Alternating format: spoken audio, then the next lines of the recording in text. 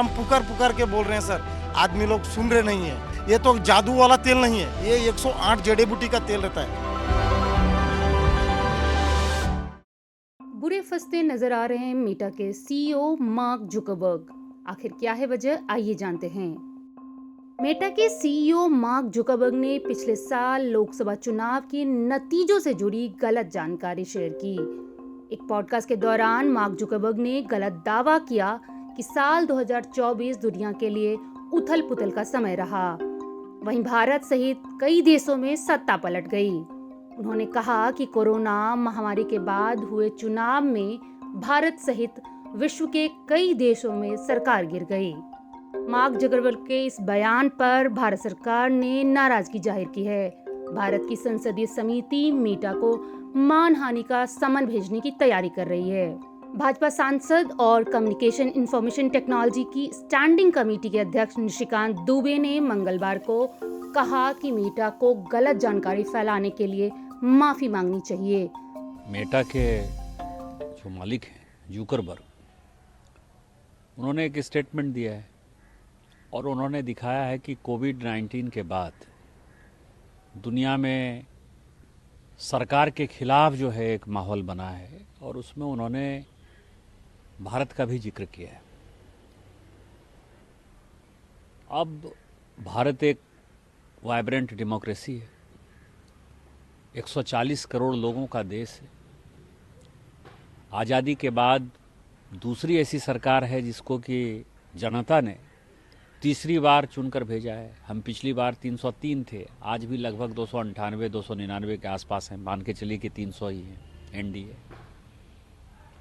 तो ये जो बयान है जुकरबर्ग का, ये अपने आप में अलार्मिंग है, क्योंकि पूरी दुनिया में ये माहौल चल रहा है कि जो सोशल मीडिया प्लेटफॉर्म्स हैं, एक तो महिलाओं के बारे में उनका दुराग्रह है, महिलाओं के बारे में उल्टी पुल्टी बातें होती है, बच्चों के बारे में उल्टी पुल्टी बातें होती हैं। ऑस्ट्रेलिया ने देखा आपने कि 18 साल से कम बच्चों को जो है सोशल मीडिया प्लेटफॉर्म पर जाना मना कर दिया है।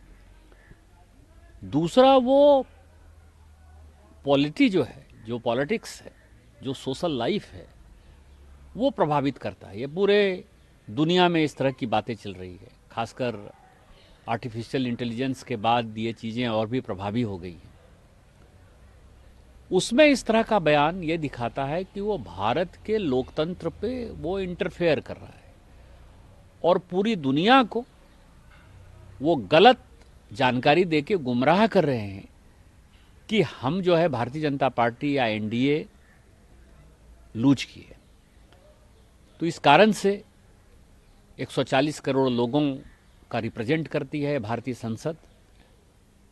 140 करोड़ लोगों ने माननीय मोदी जी को तीसरी बार इस देश का प्रधानमंत्री बनाया है, या कोई भी प्रधानमंत्री होता तो उसका जो रिजल्ट का जो परिप्रेक्ष्य है वो सही दृष्टि से उसने नहीं बताया। इस कारण से हमने तय किया है कि हम मेटा के लोगों को बुलाएंगे, उनको माफ़ी मांगनी पड़ेगी, और नहीं तो उनके ऊपर जो भी कानून सम्मत कार्रवाई होगी वो हमारी कमेटी रिकमेंड करेगी। सर, कब तक का टाइम दिया गया है इसमें उनको जवाब देने के लिए? हमारी कमेटी कल से अंडमान निकोबार के दौरे पर है।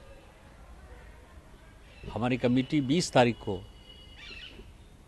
अपने दौरे को ख़त्म करेगी और मुझे लगता है कि वहीं हम कमेटी के सदस्यों से बात करेंगे, तो 20 से 24 के बीच में किसी एक दिन उनको हम बुलाएंगे। कमेटी के अधिकार भारतीय संसद के अधिकार है और भारतीय संसद जो है एक सॉवरेन पावर है, तो संसद के अधिकार को जो है कोई दूसरा देश चुनौती नहीं दे सकता।